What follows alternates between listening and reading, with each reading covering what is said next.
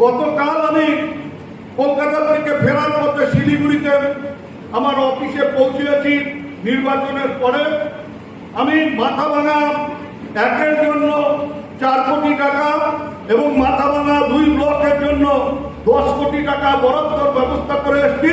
মাথাভাঙা শহরের জন্য 1 টাকাও দেওয়া হয়নি এবং শুধু মাথাভাঙা শহর না, আমার নিজের দিনহাটা শহরের জন্য আমি 1 টাকা বরাদ্দ করিনি এবং কুচবিহার শহরের জন্য 1 টাকা বরাদ্দ করিনি।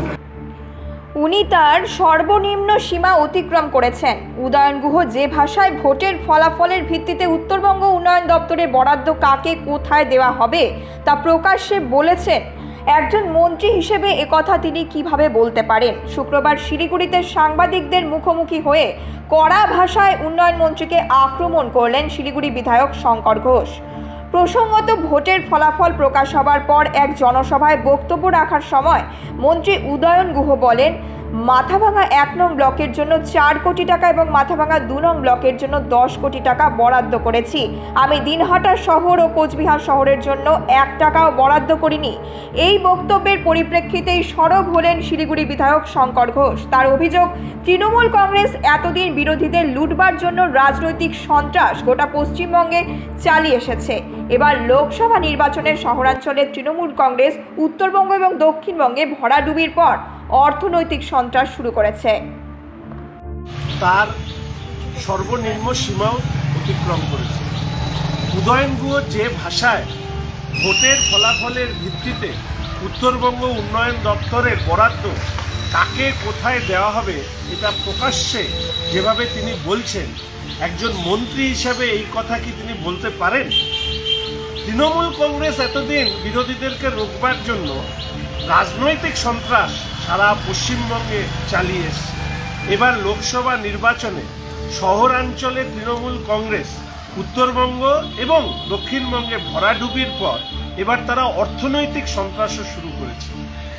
তারই মন্ত্রিসভা অর্থাৎ মাননীয় মুখ্যমন্ত্রীর মন্ত্রিসভার একজন সদস্য উদয়ন বাবু সংবিধানের যে মন্ত্রগুপ্তির শপথ নিয়েছেন, সেই শপথকে অস্বীকার করে ভোটের ফলাফলের ভিত্তিতে কাদেরকে বরাদ্দ দেওয়া হবে কাদেরকে বরাদ্দ দেওয়া হবে না বলে প্রকাশ্যে জানাচ্ছেন এবং তিনি বলছেন যে অমুক অংশের মানুষ বেশি চালাক হয়ে গিয়েছে, ফলে তাদেরকে আর এই বরাদ্দ থেকে বঞ্চিত করা হলো।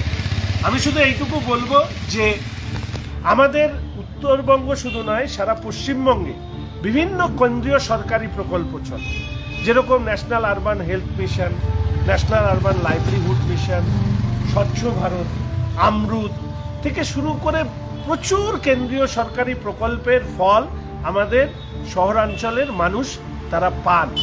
তো উদয়নবাবু এটা পরিষ্কার করুন, তিনি যে ভোটের ভিত্তিতে কোনো কাউকে বরাদ্দ দেওয়ার কথা বলছেন আর কারো বরাদ্দ ঘোষণা করবার কথা বলছেন, এই ধারা কি অন্যান্য অর্থাৎ কেন্দ্রের সরকারও কি গ্রহণ করলে তার খুব একটা ভালো লাগবে?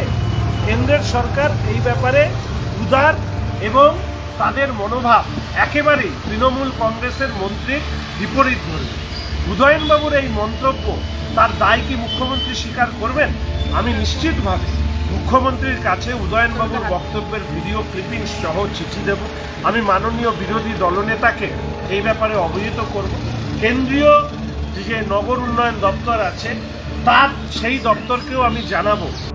শিলিগুড়ি থেকে দেবিকা দত্তের রিপোর্ট, নিউজ মেট্রো।